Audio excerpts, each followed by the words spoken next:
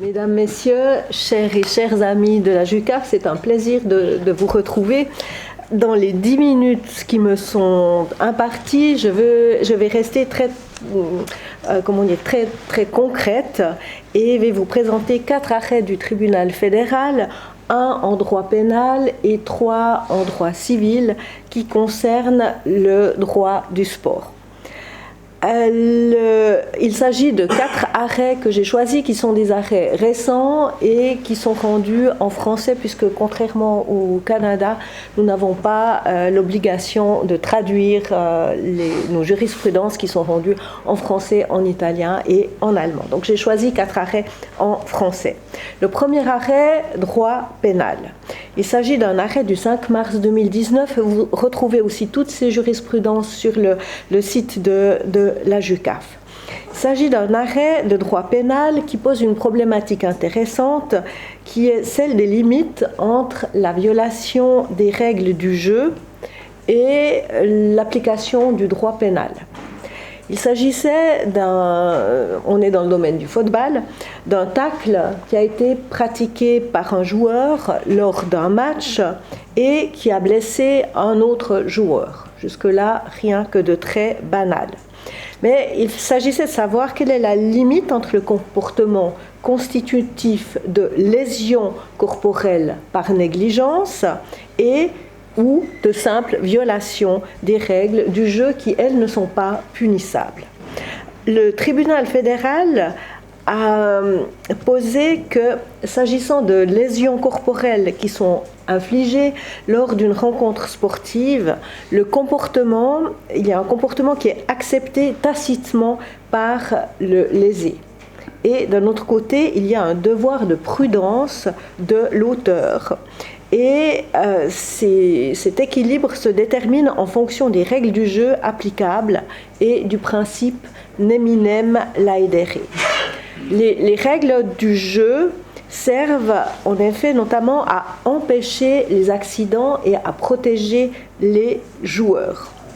Or, plus une règle qui vise à protéger l'intégrité corporelle du joueur est violée, et plus une responsabilité pénale du joueur devra être envisagée. Il y a une espèce d'équilibre. En l'espèce, le tribunal fédéral a considéré qu'un tacle qui avait été pratiqué jambes tendues entre 10 et 15 cm du sol était qualifié de dangereux et qui avait été qualifié de dangereux par l'arbitre était constitutif d'une violation grossière d'une règle du jeu. Son auteur a donc été punissable pénalement. Maintenant, je vais passer à 3 arrêts qui ont été rendus par la Cour civile du tribunal fédéral. Avant de présenter brièvement ces affaires, je dois préciser que le tribunal fédéral tranche de nombreuses affaires en droit du sport. Cela provient du fait que le tribunal arbitral du sport est basé à Lausanne, donc en Suisse, et sa chambre arbitrale d'appel est considérée comme une véritable autorité judiciaire indépendante et impartiale. Les sentences, ce sont des sentences arbitrales que rend cette autorité, peuvent faire l'objet d'un recours en matière civile au tribunal fédéral. Le pouvoir d'examen du tribunal fédéral est limité car il s'agit de conflits en matière d'arbitrage. Alors sans entrer dans les détails, je peux dire que les litiges en matière de procédure, de compétences sont librement revus par le tribunal fédéral.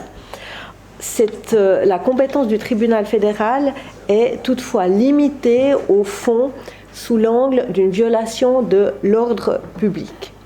Cette compétence même limitée implique quand même que des questions importantes en droit du sport sont régulièrement soumises au tribunal fédéral et je vais vous en donner 3 exemples. 2 concernent des questions de discrimination. Le dernier exemple concerne une question de dopage. Première affaire du 2 juin 2021. Il s'agit d'un athlète spécialiste de la discipline du 400 mètres. Cet athlète souffre d'une malformation congénitale et il a subi, lorsqu'il était enfant, une amputation des membres inférieurs au niveau des genoux. Pour pouvoir courir, cet athlète utilise des prothèses qui sont constituées en lames de fibres de carbone. Il a concouru d'abord dans des épreuves avec des athlètes souffrant d'un handicap, puis auprès d'athlètes dits valides. Et en 2018, il a fait un temps qui lui permettait de s'aligner pour les Jeux olympiques. Cependant, la Fédération internationale d'athlétisme a refusé de reconnaître la validité de ces prothèses. Le litige revient donc à déterminer si l'athlète jouit ou non d'un avantage compétitif global du fait de l'utilisation de ces prothèses. Le tribunal arbitral du sport l'a admis au motif que ces prothèses lui permettaient d'atteindre une taille supérieure à celle qui aurait été la sienne s'il avait eu des jambes biologiques intactes. L'athlète a recouru au tribunal fédéral. Le tribunal fédéral a considéré que la conclusion du tribunal arbitral du sport lui conférait bien un avantage compétitif global et que cette conclusion n'était pas discriminatoire. Il a également souligné que le fait de priver le recourant de la possibilité de pouvoir utiliser ces prothèses actuelles dans un souci d'équité sportive n'était pas contraire à la dignité humaine de l'athlète. Cette approche en lien avec la dignité humaine est liée à la limitation du pouvoir d'examen du tribunal fédéral. Il a donc rejeté le recours de l'athlète. La deuxième affaire en matière de discrimination date du 25 août 2020 et concerne une affaire connue parce qu'elle est actuellement pendante devant la Cour européenne des droits de l'homme, l'affaire Semenya. Cette affaire concerne une athlète féminine de niveau international qui est spécialisée dans les courses de demi-fond. Cette athlète présente un excès d'hormones mâles et elle se plaint d'un règlement du World Athletics l'obligeant à réduire son taux naturel de testostérone par des traitements hormonaux médicaux si elle veut pouvoir participer à des compétitions internationales.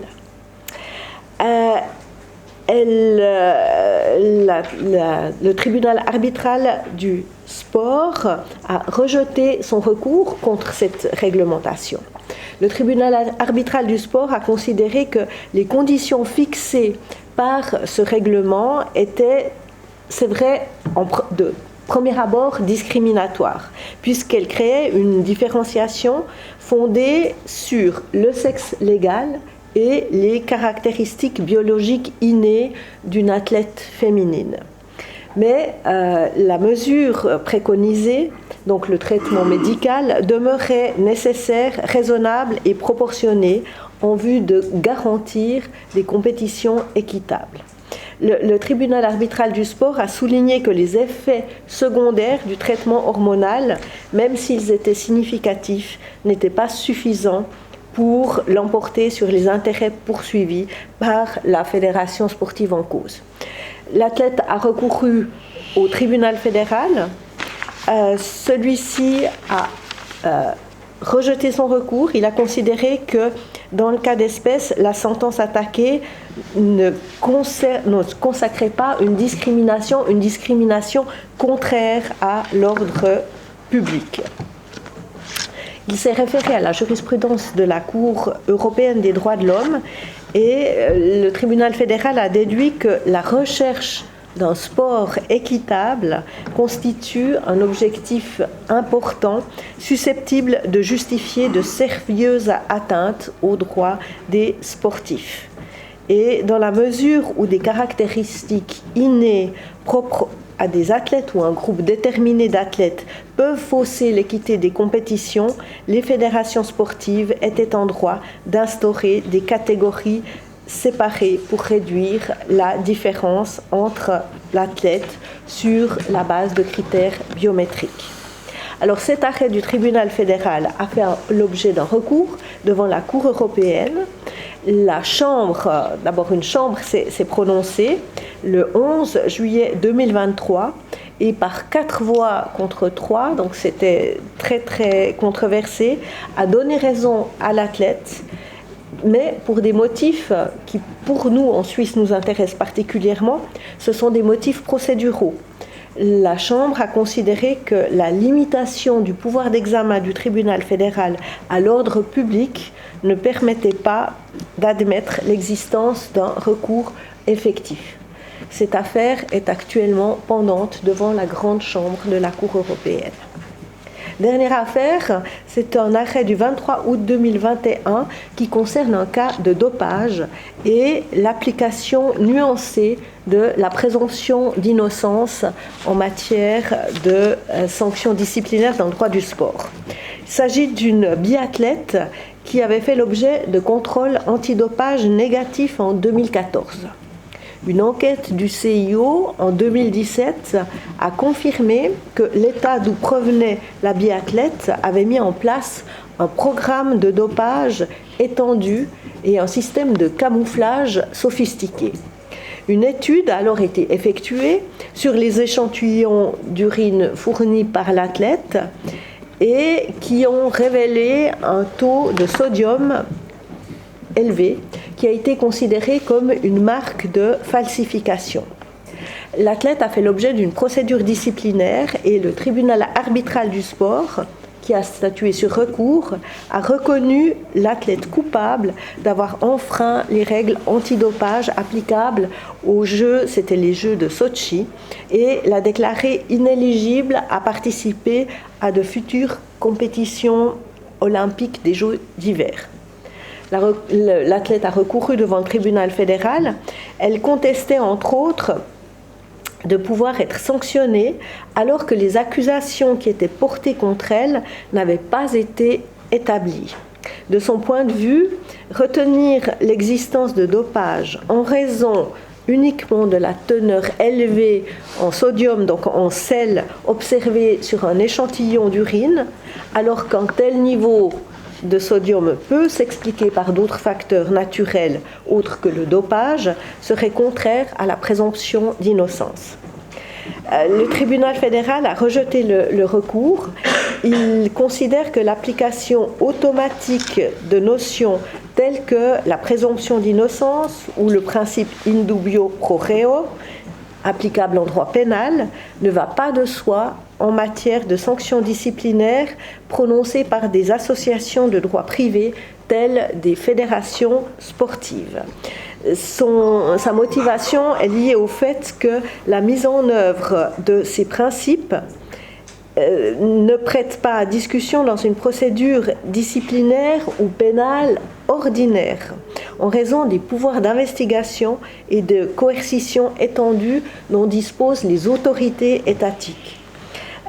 L'application stricte de ces mêmes principes ne peuvent pas s'appliquer en procédure disciplinaire par des organismes privés qui ne peuvent pas s'appuyer sur un même pouvoir d'investigation, sur un même rapport de puissance vis-à-vis des sportifs soupçonnés de pratiques interdites, pourrait empêcher le système de lutte contre le dopage mis en place de fonctionner correctement.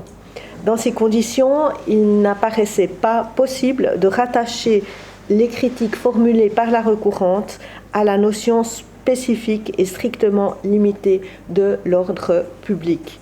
Et le recours a été rejeté. Voilà pour ces jurisprudences qui montrent que des questions importantes liées au droit du sport peuvent être soumises aux tribunaux ordinaires et c'est le cas en Suisse du fait de la proximité du tribunal arbitral du sport. Je vous remercie.